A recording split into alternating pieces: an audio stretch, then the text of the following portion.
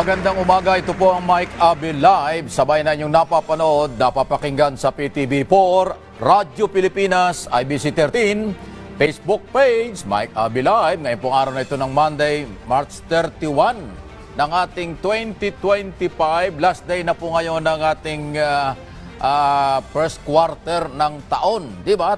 Kaya papasok na tayo sa Abril na parang mas mainit ang sitwasyon. Tama ba? Okay. Diyan lang po kayo at Luzon, Visayas, Mindanao sa ating mga kabayan sa ibayong dagat.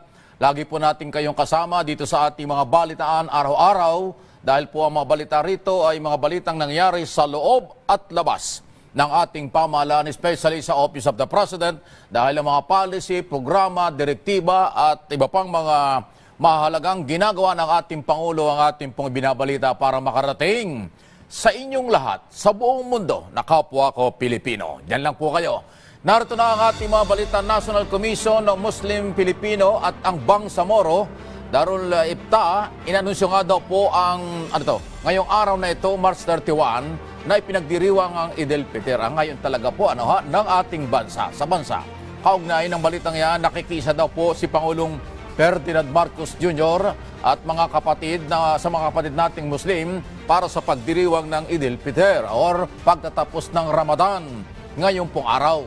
Ang mensahe ng Pangulo binigyan diin ito na sana ay makapagbigay ng inspirasyon at itong ipinagdiriwang na okasyon para sa mga maipaabot daw po sa mga bawat isa ang pagsisilbi at makatulong sa mga nangangailangan at makatulong sa matagpuan ang kalagayan o tinatawag nating kalakan na hinahanap ng bawat ng isa. Ibig sabihin yung mga pangarap, mga direksyon sa buhay na maayos. Ayan, mabuhay po ang ating mga kapatid na Muslim. Atin po nire-respeto yan sa Luzon, Visayas, Mindanao at sa buong mundo. Napakarami po niyan, hindi lang ho sa Mindanao, kahit dito sa Mega Manila o kahit dito sa Quezon City, marami rin yan. Okay? Good morning, kamusta na po kayo? Umabot na ho sa mahigit 1,600 na mga naitalang patay. Grabe ito Matapos ang yanigin nga po ng magnitude 7.7 na lindol ang Myanmar noong Biyernes. At sa pagyanig ng lupa, umabot na ho hanggang sa Thailand ang pagguho ng isang ginagawang 30-story na building sa Bangkok. Sa ngayon ay patuloy na paghuhukay at pag-rescue, paghanap sa mga gumuho na gusali kung sino pa ang mga pwede hong nabiktimang natapunan yan. Grabe ho ito. Ito nga po yung pumutok na balitang hindi ho talaga maganda. At dahil dyan, ay tama-tama ang sekretaryo ng Department of Migrant Workers, Secretary Hans Leo Kakdak, abogado po ito, sekretary pa ng DMW. Kaya tayo makikibalita sa kanilang monitoring at dahil basta mga Pilipino sa abroad, DMW at saka Department of Foreign Affairs at saka OWA ang nakatutok dyan. Secretary, magandang umaga po.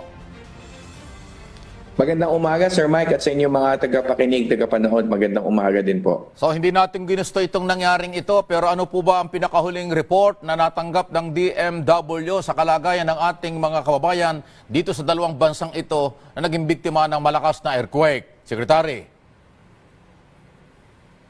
Unahin ko po dito sa Myanmar kung saan ang epicentro ay sa bandang gitna ng Myanmar ito, malapit sa Mandalay, ay sa kinasamaang palad ay inanunsyo na rin ito ng DFA. Merong 4 tayong kababayan, OFW sila, na nakatira doon sa isang building na gumuho sa Mandalay. Naku. At sa ngayon, hinahanap pa rin sila. At pinagdadasal natin ang kanilang kaligtasan. Alam naman natin sa panahon ng earthquake, people could be trapped under the rubble and may chance pa rin silang maligtas. So pagdadasal natin ang kanilang kaligtasan at of course minomonitor din natin together with the DFA yung kapakanan at sitwasyon on the ground ng ating mga kababayan sa Myanmar through our embassy in Yangon na nasa bandang timog, malayo-layo ng konti sa epicentro, bandang timog. Ngayon, Kung maalala ninyo, Sir Mike, meron na mga rescue efforts doon sa bandang Myawaddy, sa Thai border, bandang silangan ng Myanmar na kanluran naman ng Thailand. Safe as far as we know yung mga nagtatrabaho doon sa illegal scam operation that are currently being the subject of rescue operations. May 6 na nandun sa government shelter sa Myawaddy at ang balita ay ligtas naman sila. Ngayon sa Bangkok ay alam natin na dahan-dahan nagno-normalize ang operations, may infrastructure damage, pero ayon sa ulat ng ating labor attaché, naka-soft launch ngayon ang ating bagong migrant workers office na nagbukas ng soft launching noong Enero this year, ang ating 42nd migrant workers office. At sa ulat naman ay nagno-normalize na rin ang pamumuhay sa Bangkok, sa Thailand, at sa awa ng Diyos walang napapabalita ang natamaan ng nasaktan nitong lindol insofar as Thailand is concerned. And pinagdadasal natin na it stays that way, yung ganong klaseng magandang balita sa Thailand. Well, Secretary, medyo nakakalungkot po ko yung 4 hanggang ngayon hindi pa ho natin malaman kung ano ang kalagayan. Sila ho ba ay isang pamilya or magkakaibang pamilya itong 4 na ito kung identify na? Merong mag-asawa na OFW. Ayon sa talaan namin, mukhang galing sila sa Lao o sa Lao PDR kung saan naging OFW rin sila. Siguro nakahanap ng mas magandang trabaho. At yung dalawa naman ay OFW din pero hindi sila magka-relasyon o magkaugnayan. So 4 sila nandun sa building na yun. Meron ho bang pangalan na sila o identify na po ba ito, Secretary? Yes, may ma-identified na sila. Kaya lang sa ngayon, pasensya na Sir Mike, hindi ko muna mababahagi Sige kasi lang po. we are still in the process of communicating with their families. Naintindihan po natin yan dahil mahalagang maunang makaalam kung ano ang sitwasyon. Huwag naman sana talagang kung ano mangyari sa kanila, sana ma-recover pa rin. So naintindihan natin. Doon sa ibang mga lugar sa Myanmar, wala naman hong ganitong sitwasyon or mas grabe pa rito, Secretary? As far as we know, wala naiulat. At of course, again, we are closely coordinating with Sec Ricky Manalo and Yusek Ed De Vega dito sa Manila and our embassy in Yangon through our labor attaché in Bangkok. Kaya't yun nga, ang isang minamanmanan natin ngayon, kung baka merong OFW o Pilipino na kinakailangan ng tulong in terms of food and water and shelter. Baka naputulan ng kuryente at tubig at kailangan ng tulong. So isa yan sa mga effort natin ngayon in terms of reaching out with our Filipino community in Myanmar and Thailand. Diyan po ba sa Myanmar, ilan ba ang mga Pilipino base sa record ng DMW? Sana naman hindi ganun karami ang naging biktima na baka nga may pagkukulang sa tubig, pagkain, kung ano man. Ilan po ba ang mga Pilipino dyan? Higit kumulang, ayon sa aming talaan, higit kumulang mga 2,000. But still, it's an indeterminate number sa totoo lang. Gawa nga nitong mga scam hubs, yung mga traffic individuals. Katulad nung umuwi nung isang araw na naiuwi ng DFA, papasalamat tayo sa DFA, ay 176. Actually, 206 pala kasi 2 batches. So, isang 176, isang 30. So, 206 in all. Yun ay 3 araw lamang na repatriation.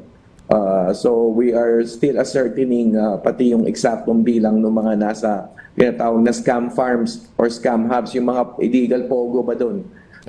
Yung pinasara ng ating Pangulo dito ay merong in operation kasi doon. Nako. Anyway, Secretary, balikan ko lang sandali yung 4 na natrap doon sa building.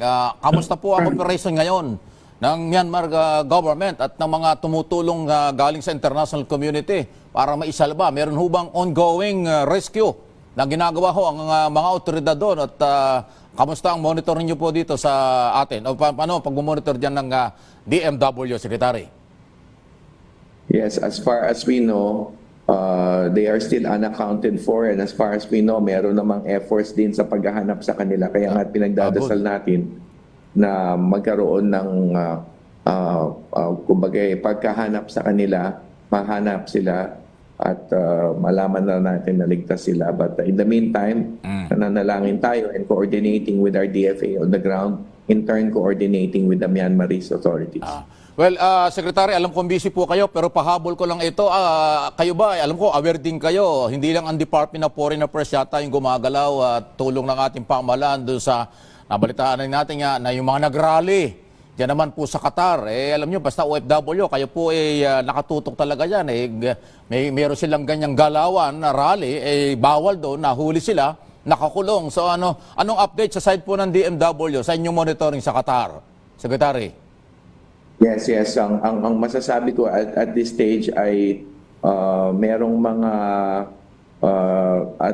bilang, no? Inaalam pa yung eksaktong bilang kasi sa isang ulat 17, sa isang ulat umabot ng 20. Yes. But we are obviously coordinating with Ambassador Melicor and the Philippine Embassy in Doha, and of course dito sa Pilipinas, DFA Central Office. Tinutulungan nandun yung Migrant Workers Office Labor Attaché natin na abogado na siya namang ding nangangasiwa in terms of yung pagtulong sa kanila. Meron lang sapat na panahon para makita sila ng face-to-face at yan pa ang hinihintay natin at this stage. Pero rest assured, we are providing assistance to them in accordance with the law. At the same time, pinapaalalahanan natin yung mga kababayan natin na mag-ingat at sumunod sa host country laws and policies, processes and protocols, mga kaugalian doon. Kaya alam naman din na yan ng karamihan ng ating mga OFWs, kaya muli lang natin silang pinapaalalahanan patungkol dito. Pero Secretary, kasi ito ay political issue na hindi naman natin gusto yan, pero ginawa nila. Meron ba kayong nararamdaman na may mga pagkilos para tulungan financially, kung ano man kailangan tulong, abogado, ng mga organizer ng rally na galing sa ibang lugar? Alam naman natin kung saan ang gagaling po yung nanguhugutan ng mga galaw nila na mga rallying ganito na may kaugnayan sa birthday ng dating Pangulo. Kailangan ba talaga ang gobyerno ang gumastos at gumalaw para tulungan sila, o kailangan yung organizer ng kanilang grupo? Secretary, ano ba ang tamang approach dito? Mandato natin kasi yan to provide legal assistance. Hindi yan natin sila huhusgahan in terms of kung ano yung charge sa kanila. Kahit dito sa bansa natin, di ba, may Public Assistance Office na tinatawag, yung PAO, na tumutulong sa mga naakusa, ng mga naaresto, who are entitled to their own respective criminal procedure rights, such as counsel, at right to counsel, saka yung due process, na hindi sila unduly treated, inhumanely treated sa piitan o saan man sila nakadetain. Kaya sinisiguro lang natin na naobserba yung mga ganong klaseng mga batayang prinsipyo para sa isang akusado ng isang krimen. Yun naman din ang sistema natin dito sa ating sariling bayan. Pero hindi ibig sabihin na ito na we are tolerating crime, we are tolerating violations of laws. Kasi nga, pinapaalalahanan natin sa mga kababayan natin na sumunod sa mga batas ng host countries. Kung dapat lang natin himayin o ihiwala yung aspeto ng tulong sa isang nakaakusa sa korte o sa kasong kriminal at yung kamalian nung kanilang ginawa. At kaya nga ginagabayan natin yung mga OFWs natin na huwag sumunod doon sa mga bumabali na mga batas, regulasyon ng host country. Well, Secretary, may mga report na kung 17 o 20 itong mga ito, totoo ba na more or less mga 1 million pesos daw bawat isa ang gagastusin dyan? Ang tanong ngayon dito, maliban sa mga babayaran yan, kung sila makukulong, sila ba pwede pang ma-deport? Yan ang masakit Pag na-deport sila, mawawalan sila ng trabaho. Posible bang mangyari sa mga ganyan? Etong mga bagay na to ay aalamin pa in the course of the investigation. Masyado tayong thinking ahead at nagmamadali dun sa kailangan pang mag-unfold sa investigasyon, Sir Mike. Again, hinahon lang tayo sa aspeto na ito kasi may investigasyon at proseso pang pagdadaanan. at nandoon tayo para malaman natin exactly in terms of monitoring also kung ano yung magiging investigasyon, ano yung prosesong pagdadaanan pa ng mga naaresto. Okay. Sa issue naman po ng zero remittance, di ba? Nagkaroon ng panawagan sila. Ano ba, may epekto ba ito o mararamdaman ba ito, Secretary? Ako, sa tingin ko, well, unang-una, no, pinapaalalahan, nagbigay na rin kami ng reminder, malakas na reminder sa ating mga kababayan na merong political na aspeto itong usapin, pero kailangan ihiwalay yung emosyonalidad ng political aspect sa dapat na mahinahong pagpapasya tungkol sa paggamit ng kanilang kabuuang kita o sweldo sa pamamagitan ng remittance. Ang nakataya po dito ay ang kapakanan ng kanilang mga pamilya. Alam ko po yan bilang dating anak ng OFW, yung kahalagahan ng remittance at pagtulong at pagpapadala ng pinaghirapang halaga ng pera ng mga OFWs sa kanilang mga pamilya. So, kailangan maging mahinahon at alam ko rin, maasa rin ako sa ating mga OFWs that they will come to the right judgment dito sa aspeto ng remittance. Kailangan ibukod o hiwalay ito sa aspetong politikal ng mga usapin. Meron bang pananagutan dito, Secretary, ang mga gumagawa ng panawagan o nag-oorganisa na huwag mag-stop remittance sa ating bansa? Wala ba silang obligasyon o pananagutang dapat na gawin ng Philippine government? Hindi ba economic sabotage ito, Secretary? Sa tingin ko, pwedeng umabot sa ganon kung sapilitan nilang gagawin ito. Kung sila'y mananawagan lamang, ako'y naniniwala na our OFWs will come to a right and proper judgment here. Hindi kailangan pakinggan ang isa lang nananawagan. Kanya-kanyang opinion po yan. Pero kung sapilitan na ang paggawa, halimbawa, talagang pipigilin ng isang tao OFW na magre-remit sa isang remittance center, babantaan, sasaktan o ano paman, ayan ay economic sabotage na, Sir Mike. Okay. Pero kung nasa hangganan lang sila ng panawagan, ang sagot ko naman doon ay sa ating mga OFWs, mag-isip na maigi at hindi kailangan makinig sa panawagan. At dahil dyan, Secretary, salamat sa inyong pagtanggap ng aming tawag. Pero bibigyan kita ng pagkakataon para po kayo umapila mali po kayong manawagan, umapila kung anong gusto niyo sabihin sa lahat ng mga overseas Filipino workers sa buong mundo. Nakakarating po sa kanila yan. Sige lang po, Secretary, kung anong gusto mo sabihin sa kanila. Yes, ang nais ko pong sabihin sa ating mga mahal nating OFWs, maging mahinahon po sa pagpapasya patungkol sa kinabukasan ng inyong mahal sa buhay. Dito sa Pilipinas, nagsisikap ang ating mahal na Pangulo na ipatuloy, patuloy na pairalin ang pamamalakad niya tungo sa kaunlaran ng ating bayan, ng inyong pamilya. Yan po ang alalahanan natin. At the end of the day, yan ang ating batayan ng ating mga pagpapasya. Yung kaunlaran, kabuhayan, kinabukasan ng ating mga mahal sa buhay. Kaya I will always put my trust in our dear OFWs that they will come to the right judgment.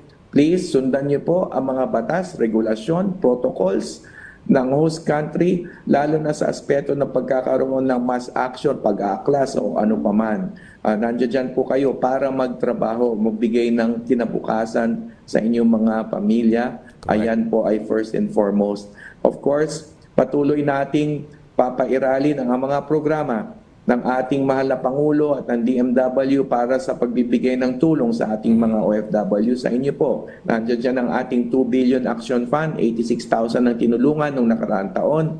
Nandiyan dyan OFW lounges sa airports na direktiba ng ating Pangulo sa kanyang huling SONA. Mahigit 1 million, 1.2 million na po ang natulungan o mga nabigyan ng ginhawa sa mga bumabiyahing OFW sa ating OFW lounges. Nandiyan ang ating mga bilateral agreements kung saan sinisigurado natin whether it's Saudi Arabia, UAE, or Europe, our Asia Pacific, nandiyan dyan po tayo para kausapin ang inyong mga host countries para bigyan pa ho kayo ng patuloy na proteksyon. So mabuhay po kayo. Ingat po lagi sa ating mga mahal na OFWs, OFW families. God bless po. Okay. Secretary, salamat po sa oras at pagkakataon. Salamat po, Sir Mike. Mabuhay po kayo, sir. Mabuhay Good po to see kayo. you. Mga kaibigan, si Secretary Hans Leo Kakdak, isa pong abogadong Cabinet Secretary ng ating Pangulo. Alam nyo, kaya kabisado niya ang buhay OFW kasi matagal yan na administrator ng Philippine Overseas Employment Administration, POA. Administrator din yan ng OWA, Overseas Worker Welfare Administration, before na siya ay maging YOSEC at ngayon na naging secretary na nga po ng Department of Migrant Workers. So ayan po. So naiintindihan naman natin kung bakit kanyang sagot tungkol dun sa mga posible na kaharapin ng mga Pilipino, especially dun sa Qatar. Kasi bawal na bawal po dun ang rally. Kaya nga po yung kaso nila, although under investigation, pero mabigat pong kasalanan yan. Pwede silang ma-deport, paninindigan ko yung aking paniniwala. Pwede silang makasuhan at malaking pera ang gagastusin dyan. Ngayon, dahil nandyan na yung problema, hindi naman sila pwedeng pabayaan ni Pangulong Marcos at ng ating administrasyon. Gagastos pa ng malaking pera para magbayad tayo ng mga abogado at ng tulungang maisalba itong mga overseas Filipino workers na ito na nagpagamit sa politika, ginamit ang kanilang pamumulitika dyan sa ibang bansang bawal na bawal. Paano yan? Pero huwag kayong mag-alala. Sinabi na po ni Secretary Leo Kakdak, at saka siyempre yan ang policy ng gobyerno. Tutulungan pa rin kayo kahit na malayo na sa trabaho ng isang overseas Filipino workers, OFW, ang inyong ginawa dyan sa Qatar. Maging aral po ito, huwag padalos-dalos kayo. Wala kayo sa sariling bayan, delikado yan. Iba ang kultura, iba ang batas, iba ang policy ng ibang bansa kumpara sa Pilipinas. Yan po ang ating paalala. Magbabalik pa ang ating mga balita. Medyo mahaba lang ating interview pero mahalaga yan kasi yung mga nangyari tungkol sa kalamidad at kagagawa ng tao ang ating pinag-usapan sa buhay ng ating OFW with Secretary Kakdak ng DMW. Magbabalik pa rin ng mga balita sa aming susunod na mga pagkakataon siyempre dito po sa Mike Abby Live. Sandali lang po.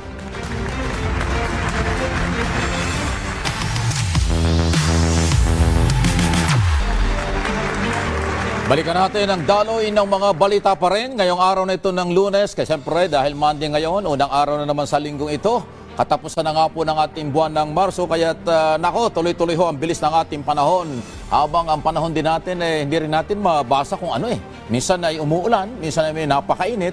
At ngayon naman ay parang medyo makulimlim. Garang ganun Pero ang balita hindi nagbabago. Painit ng painit. Talaga lang Noong isang araw po, ay nagkita na nga po sina Pangulong Ferdinand Marcos Jr., si US Secretary, Defense Secretary, yan, US Secretary of Defense, na si Secretary Pete Hegseth nga po, na nag-ikot nga ngayon at nag-ikot sa buong iba-ibang lugar dito sa Asia. Pero ang Pilipinas ang inuna, yun ang maganda ron.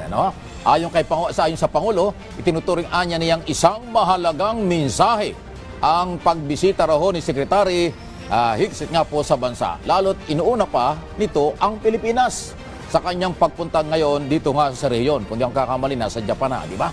Sa pagpapakitaan niya ito na sabi ng Pangulo na matibay na pangako ng Pilipinas at ng Amerika na patuloy anyang magtutulungan upang mapanatili ang kapayapaan sa Indo-Pacific region, lalo na ho sa South China Sea o West Philippine Sea. Ayan, maganda po yung mga naging mensahe dyan.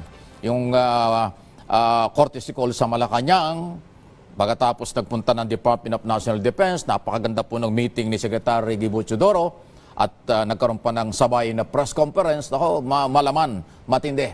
Samantala, naging kapakipakinabang daw po ang naging pagpupulong nga po ng Defense Secretary Gibo Teodoro at US Secretary of Defense Pete Hegseth nga po sa Campo Aguinaldo noong isang araw. Yan po'y matapos yung courtesy call sa Malacanang.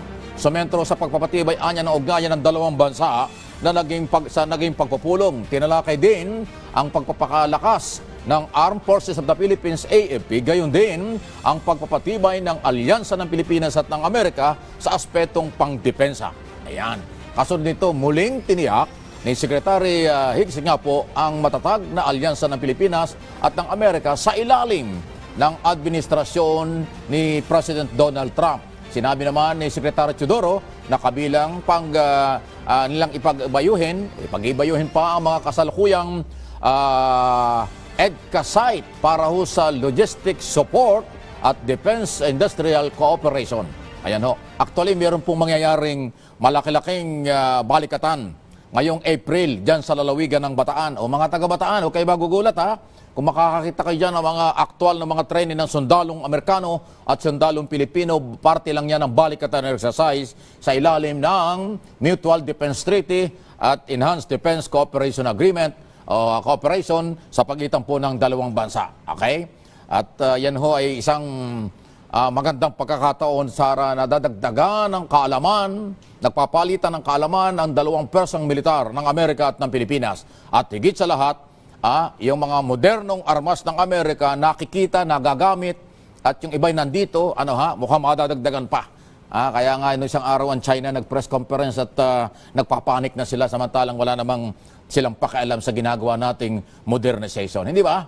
Samantala, dahil umaarangkada na daw po ang campaign period, ito na yun, para sa local election, hinikayat daw po ngayon ng Malacanang ang mga tumatakbo sa local level na sumunod sa itinakda ng batas na may kinalaman sa pangangampanya. Bukod sa mga kandidato ay nagbigay din ng mensahe ang palasyo sa hanay naman ng mga ununiformed personnel na dapat manatiling apolitikal o walang pinapanigang politika na partido o kandidato na nasa hanay-anya ng pulis at militar. Hindi anya ito dapat na dapat anya magpapagamit sa interes ng mga politiko at ng mga dito sa mga ununiformed personnel. At sa halip, dapat anya ito ay manatiling focus lamang sa ating bansa at sa saligang batas. In other words, mga militar at pulis, huwag kayong paggamit. At ako naman naniniwala, professional ang ating mga sundalo, lahat ng law enforcement agency at kapulisan, kasama ng NBI, lahat ng uniforme, hindi sila magpapagamit. Sama na natin yung Bureau of Jail and Management Penology kasi may mga kandidato ring nakakulong. Di ba? Baka mamaya makalabas siya at makapangampanya. Bawal yan, delikado yan pag walang court order. Yan, Kaya saludo tayo sa lahat ng mga kinukulan. Maging relax lang tayo. Eleksyon lang ito, lilipas din ito. Pagdating ng Mayo, May 12 ang eleksyon, pagkatapos yan, tapos na. Di ba? Huwag niyong personalin para hindi ho nagkakaroon ng kaguluhan or samaan ng loob. Okay? Pinag-aaralan po ngayon ang pamahalaan ng pagpapatupad ng ad-even scheme sa mga sasakyan dumadaan sa kabaan ng EDSA. Naku, ina yan. Layunin nito na may sagawa daw ho ang pagkakaroon ng tinatawag na Carmageddon, or sobrang, pagsikip sa traffic sa EDSA. Sandali anyang magsimula na. Ayun nga, malapit na ito. Rehabilitation. Ang posible anyang ad-even number scheme ay karagdagan din para ho umiiral naman sa number coding scheme para mabawasan daw po ang mga sakyan sa gagamit ng EDSA. Naku, malapit na ito. Di ba April yan? Next month na yan. Rehabilitation ng 24 kilometers Monumento, Caloocan to Pasay City. Mahaba-haba po ito at matagal-tagal. 1 taon yan, 1 taon po ang rehabilitation para mapaganda ang overuse ng EDSA. Para mawala na yung lubak-lubak dyan at butas-butas na kalye. Malaking gastusan, malaki din ang abala, pero ngayon pa lang ating paghandaan na, kailangan mahaba ang inyong pasensya dyan. Pero marami naman pwedeng daanan. Nandyan ang Skyway, nandyan ang Ross Boulevard, Manila. Pwede rin kayong mag-C5. Maraming pwedeng daanan. Huwag kayong magsiksikan dyan sa under-rehabilitation pagdating ng Abril dahil talagang mayayamot kayo sa traffic. Pero hindi naman nagkulang ang gobyerno. Maaga pa lang, dito mismo sa Channel 4, ay ating pinapaliwanag na yung proyektong yan na paghahandaan at gagawin ng Department of Public Works at saka DOTR. Okay? Meron na namang nangyari. Nag-crash daw po ang isang Cessna plane sa bahagi daw po ng Libsong, sa may Lingayen, Pangasinan. Naku, ayan, kahapon, March 30, may bumagsak na naman pala. Patay sa insidente ang piloto at student pilot nga nalunan ng nasabing sasakyan. Wala namang aeroplano wala yatang nabubuhay pag aeroplano na bumabagsak. Ang sasakyan pang hipawid niya po na bumagsak na Cessna plane sa isang open area. Butin lang hindi sa baka-bakayan. Kung saan ay wala manong iba pang mga nasaktan sa insidente bukod sa dalawang lula nito. Kawawa naman, nakikiramay po tayo. Hindi ho talaga biro yan. Samantala, kinumpirma na rin po ng Civil Aviation Authority o CAAP ang na pinahintulutan daw po muna, pansamantala, pinahinto. Ibig sabihin, stop muna ang operasyon ng Philippine Space Aviation Academy Incorporated. Nag-aaral kasi itong mga ito, di ba? Ito yung flying school nga po na nag-ooperate sa nasabing bumagsak na eroplano. Ganun ho talaga, pag nag-aral ka, mayroong actual trainee. Ang actual trainee yung pagpapalipad. Ay pag minamalas-malas ka, yung paglipad na yan, hindi ka nakakababa ng maayos. Ang lupit, Sayang, mga gusto maging piloto, pang domestic at international, ay nag-aaral pa lang, nagkaganyan na. Ay hindi ho natin ginusto, pero nakikiramay po tayo sa trahedyang nangyari sa kanilang pamilya. Panibago daw ho ng mga peke umanong. May peke na naman ho, na pangalan. Ayan, yun, nabasa ko ito, natatawa ko rito Pangalan ng mga beneficiary daw po ng 112.5 million confidential fund, ng Office of the Vice President na ilabas daw po ng House Deputy Majority Leader Paulo Ortega. Itong si Congressman Ortega ng La Union, mga talaga nakatutok dito sa mga confidential fund Ilang linggo niya binabantayan ito. Binasaganaan niya ngayon ito bilang Team Grocery. Kabilang ang mga individual na sina Beverly Claire Pampano. Ba isda yun Miko Harina. Pati Teng. Rap Jones Bacon. May bacon pa. Sala Kasami. Ano ba yan? Sala Kasami. Tulad anya ng mga naunang pangalan na walang record na birth certificate, marriage contract, death certificate, sa Philippine Statistics Authority o PSA. Grabe naman, Inday, ano bang ginawa mo rito sa pera? Dati asim suka. Ngayon naman, pati bacon, pati pampano, nakatanggap na rin. Wala bang crocodile? Balagay ko, bakit hindi pa nyo nagagyan crocodile? Para alaman natin, binuaya yung pera. Para tapos na. Nagdadami pati ibang staff, dinadami pa ninyo pati si bacon, pati si pampano, idinami pa ninyo, pati sa asim suka. Dapat idineklara na ninyo, kinain ng buaya. Kinain ng crocodile. Ang confidential fund, di tapos na. Wala lang paliwanag, nagdami pa kayo ng ibang hayop at talaga naman ito si Mary Jane Piatos at saka si Kokoy Villamin, ang dinadami na pangalan. Pati laman dagat, nadami na sa confidential fund. Matatawa ka talaga rito, grabe Hindi lang 112 yan, 612 million yan. 4 na 125 million plus tatlong 37 million. Pag kinuwenta mo, ang kabuuan yan, 612 million confidential intelligence fund. Kung idineklara, ulitin ko, kung idineklara nyo na kinain ng buaya, kinain ng crocodile, tapos na ang usapan. Kung sino yung crocodile, bahala na tayo kung sino yon. Ngayon, nagdamay pa kayo kung sino-sinong tinamaan ng palusot na buhay ito. Oo, pera ng bayan ito, kaya hindi nakakatuwa Pero tatawa na lang tayo sa mga palusot kung saan ginamit ang salapi ni Juan de la Cruz. Diyan lang muna po kayo at magbabalik pa rin ang mga balita siyempre dito sa Mike Abilay.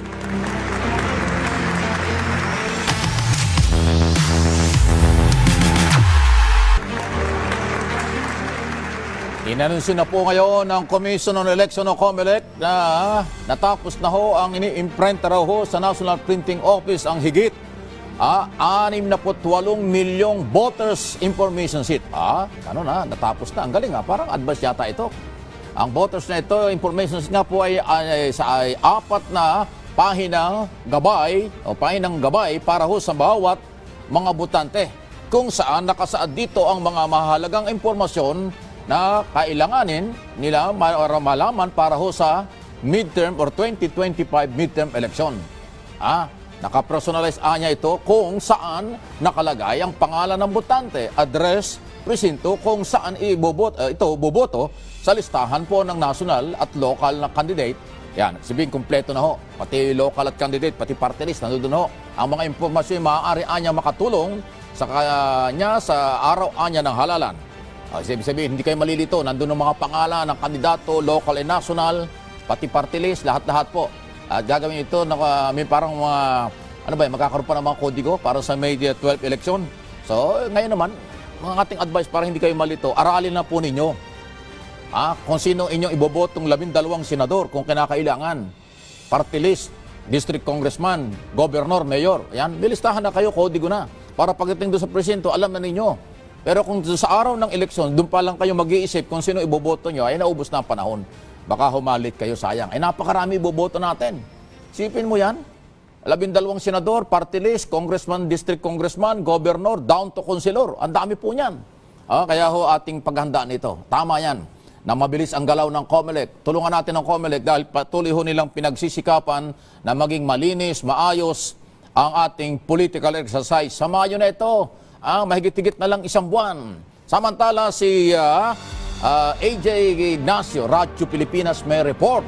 Mga kumpanya ng langis, naglabas daw ho ng final na presyo ho ng nakaambang oil price. Naku, ala ko rollback, oil price hike pala ito. Dagdag bayarin na naman nito. Narito ang live report.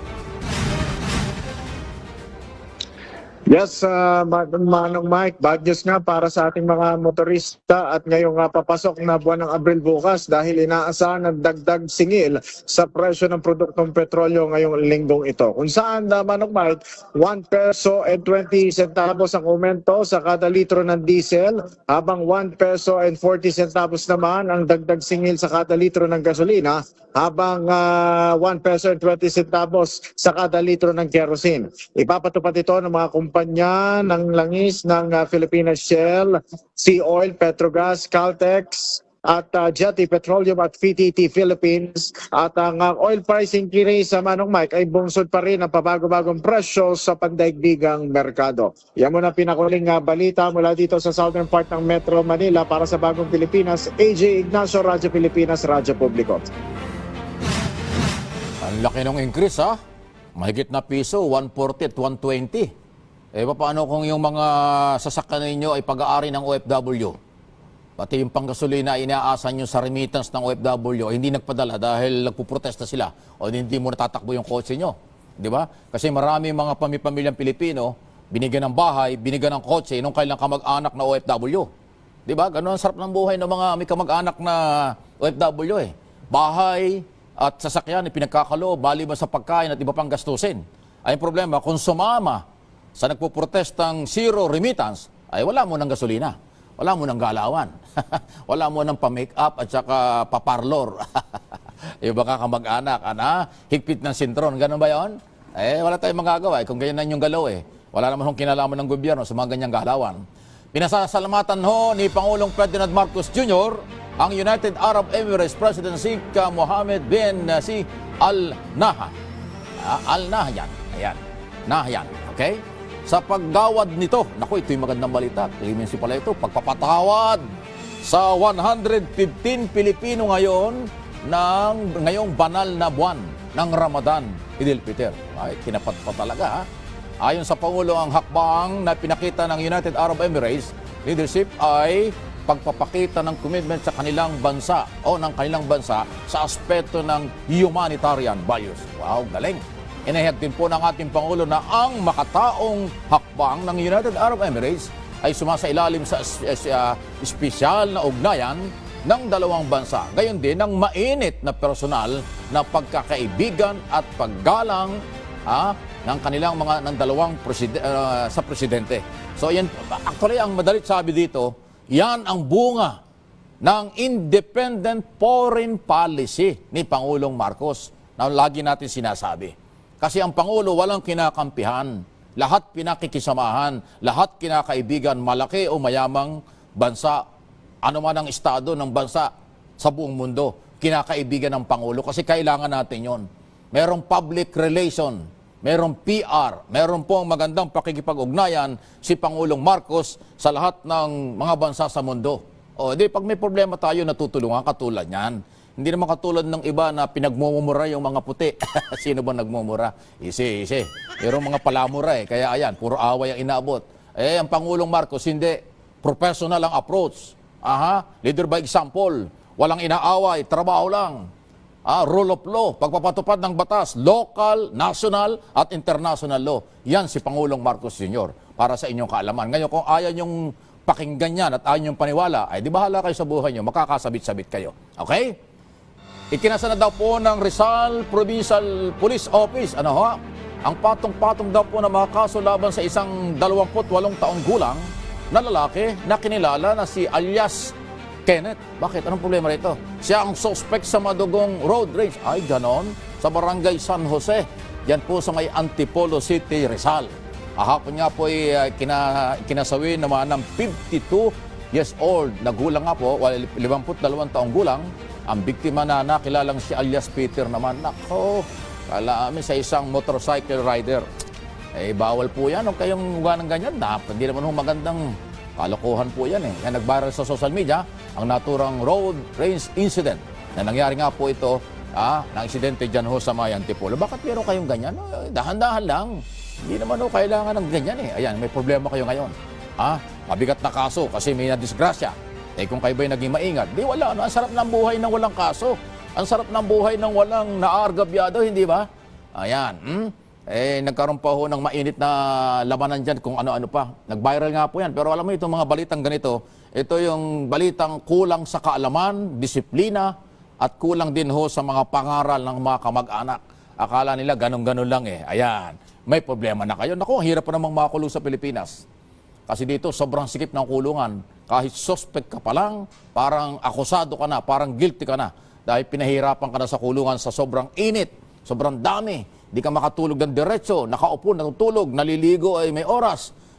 At hindi ka halos makagalaw. Sabi nga nila mabuti pa ang sardinas may sabaw. Yung mga kulungan natin dito, walang sabaw kung hindi pawis ng kapwa mo bilanggo. Kaya napakainit. Pasintabi na po sa nag-aalmusal.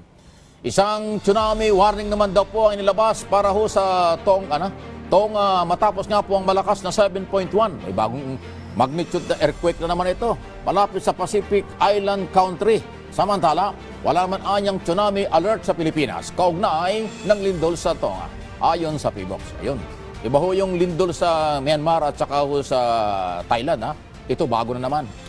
Naku, ingat po tayo. Naalala ko na naman yung The Big One sa Pilipinas. Merosip talaga. Huwag naman sana mangyari. Yung mula Bulacan hanggang Calamba, Laguna. Ganong kahaba yung Marikina Fault na ating binabantayan. Sinasabing hinug na hinug na. Ingat lang po tayo. Hindi ito pananakot. Nangyayari na po yung mga galaw-galaw na mga earthquake ho sa kapitbahay natin mga bansa alam naman natin ang earthquake. Hindi nakukontrol yan. So ating ipagdasal, huwag mangyari sa Pilipinas, sa Metro Manila at Luzon. Etong The Big One dahil napakalaking problema nito. At sana nga po ay maiwasan at maingatan pa rin. Kung paano, hindi ko alam. Earthquake drill, malaking tulong yan. Mabuti yung may kaalaman para merong kaligtasan. Huwag lang gabi kasi pag gabi nangyari, nakakapangilabot yan. Samantala, bilang daw po ng mga pasaherong nadagdag sa unang linggo ng implementation ng extended operation hour ng MRT, umabot daw sa mahigit 30,000. Ibig sabihin yan, dapat tuloy-tuloy na yung programang yan. Ibig sabihin, ganun karami ang gumagamit sa public transport natin, lalo na ho along EDSA, at lalo na ho pag ginawa na yung rehabilitation. Naku, mas marami mga ilangan ng MRT3. Kailangan padagdagan pa ng unit yan. May tulay at iba pang mga pasilidad daw ho na ginagamit na ho sa transportation. I-inspeksyonin daw ho ng Department of Transportation bilang paghahanda kasunod ng tumatamang malakas na lindol o lakas na lindol dyan sa Myanmar. So, ibig sabihin, ang ating gobyerno magkakaroon ng mga inspeksyon. Ako, lalo sa mga building, sa mga bahay, at kung ano mga istruktura. Baka minadali yung project at saka mga kung ano dyan, tapos hindi nakasunod sa mga standard, sa building permit, at kung ano pa, delikado yan. So tama lang na gawin ito ng DOTR at ng local government. Sana tumulong ang local government sa paniniyak, tiyakin na safe yung ating mga istruktura. Tulay, kalye, bahay, building, kung ano man. Para in case na mayroon dumating, don't panic. Sinasabi lang natin ito bilang paghahanda. Dahil dyan, wala na tayong oras. Hanggang dito na lamang po ang ating muling mga talakayan. Magkita-kita tayo bukas, siyempre, dito sa PTV4. Makinig sa Radyo Pilipinas, IBC 13, Facebook page. Mike Abilay para sa Pambansang TV. Sa Bagong Pilipinas. Salamat po.